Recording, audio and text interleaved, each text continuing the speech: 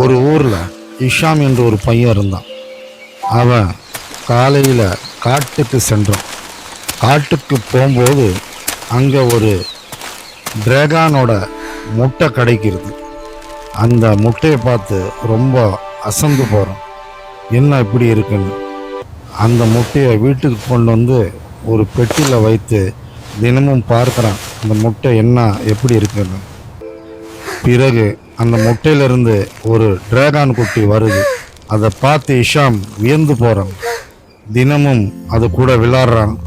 அது சிறிது சிறிதாக பெரியவனாக ஆகிறது.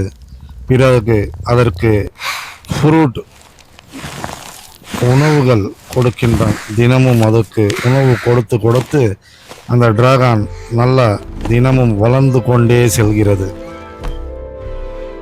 ஒரு நாள் அந்த டிராகன் மீது ஏறி இஷாம் பயணம் செல்கிறான். வானத்தில் பறக்கிறான். அந்த ஊரில் உள்ள மக்கள், சிறு பிள்ளைகள் எல்லாமே வேடிக்கை பார்க்கிறார்கள்.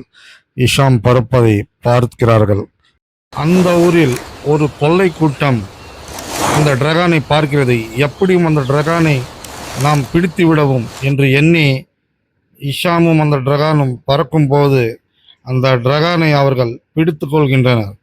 இந்த டிராகன் காணாமல் போனதால் இஷாம் இங்கும் அங்கும் காட்டுக்குள் தேடி அலைகின்றான்.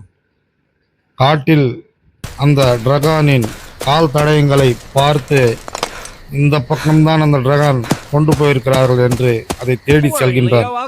அந்த டிராகனை ஒரு கூண்டில் வைத்து அடைக்கின்றனர் அந்த கொல்ல கூட்டத்தார்கள்.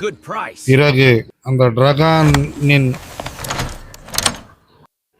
டிராகனை காப்பாற்றி மறுபடியும் இஷாம் தன் ஊருக்கு கொண்டு செல்கின்றான்.